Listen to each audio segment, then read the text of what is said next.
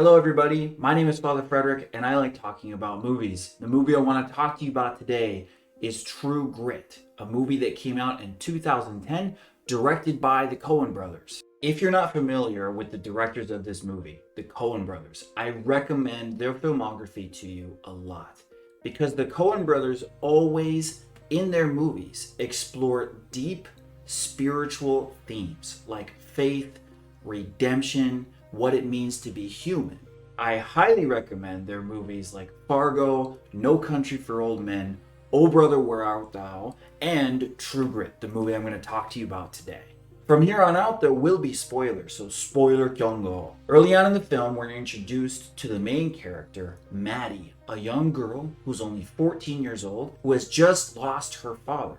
Her father was murdered by a man named Tom Chaney, and Tom Chaney has escaped. Maddie is a very fun character to watch. She's smart, she's resourceful, she's determined, but most of all, Maddie loves the law. We see Maddie constantly drawing up contracts, talking to lawyers, talking to other businessmen, making deals, making sure that she's not cheated out of anything. She is a very smart girl who always wants to make sure that what is owed to her is given to her. So when she sees that Tom Chaney has escaped justice, it becomes her one-minded mission to bring this man to justice. Here's the money. Now I am to get Tom Chaney, and if you are not game, I will find somebody who is game. To do that, she hires Rooster Cogburn, played by Jeff Bridges, a very fun character. And of course, when she hires him, she draws up a contract with details. That's just the way Maddie is. Rooster Cogburn breaks the contract by leaving Maddie behind and telling her to go home. He takes off early in the morning without Maddie. Maddie wakes up and realizes that he's gone. Now I want to explain to you a really important scene that happens next that has biblical symbolism. The Coen brothers spattered biblical symbolism throughout this film. It even opens at the beginning with a Bible quote. The wicked flee when none pursueth. That quote gives you a hint that there's going to be biblical symbolism spattered throughout the film. Maddie is furious. She gets on her black horse and also grabs some bright red apples. She catches up to Rooster Cogburn, but there is a large river between her and Rooster Cogburn. With her black horse, she just crosses this river with furiousness, gets to the other side, and says to Rooster Cogburn, "You are in breach of contract." I was to accompany you. If I do not, there's no agreement and my money was stolen. Now, the red apple in Christianity has become a symbol of temptation.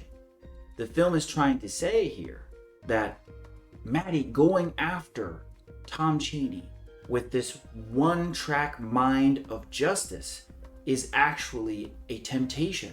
Her black horse represents this one-mindedness of just going forward no matter what to bring Tom Chaney to justice. So let's fast forward now to another scene at the end of the film when Maddie has caught up to Tom Chaney and she has him at point-blank range with a gun. Stand up, Tom Chaney!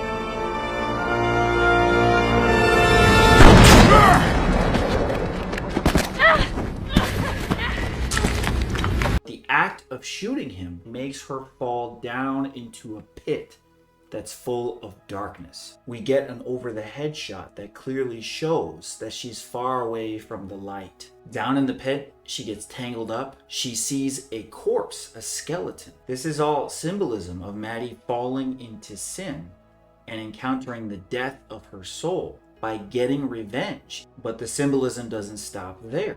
There are snakes down there.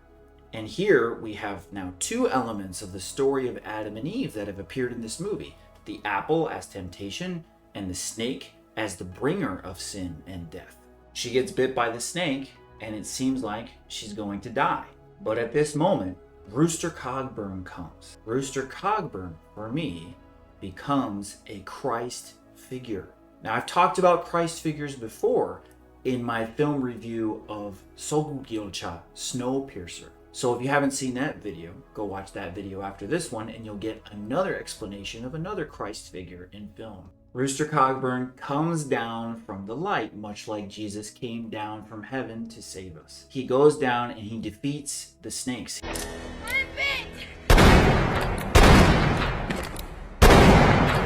He takes the wound where the poison is in Maddie's hand, and he actually cuts a cross into Maddie's hand and takes out the poison from her, and then grabs her in his arms and carries her out of the pit.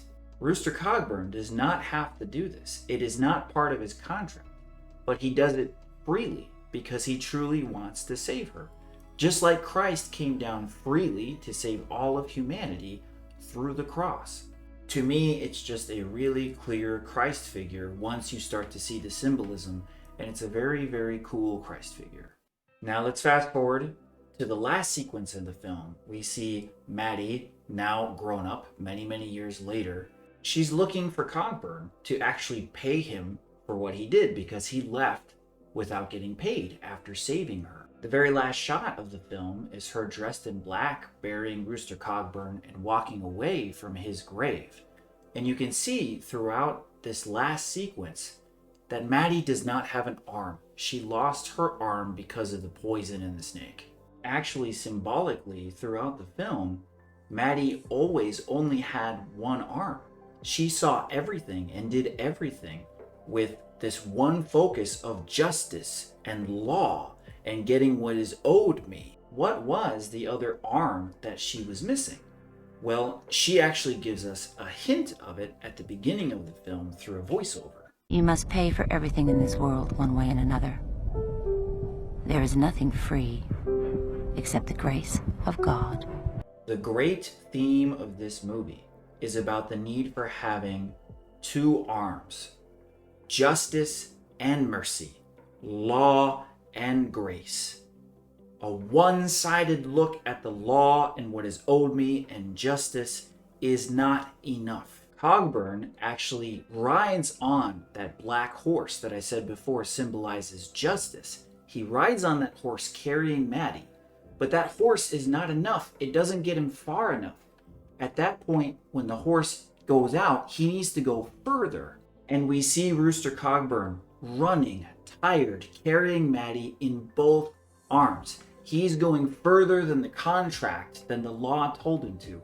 He is now giving freely to save Maddie. When the credits roll in this film, a song starts playing. When I first saw it and I heard that song, it brought the entire film together for me. Listen to the lyrics of this song. What a blessedness, what a peace is mine, leaning on the everlasting arms.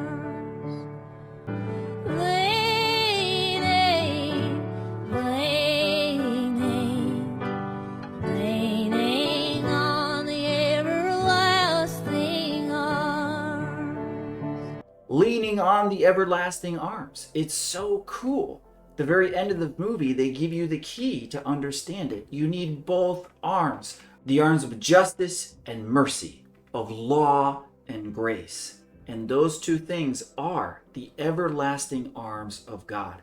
He takes us into his arms and we are secure because he is a just God, but also a merciful God. Thank you so much for watching my video. If you like this video, tell more people about it. Tell more people about this movie if you've seen it. It's such a great movie that I think more people need to know about. Also, if you haven't watched my other video on Snowpiercer that also presents another Christ figure in film, go check out that video as well. I love you all. 다들 사랑해요. 다음에 봐요.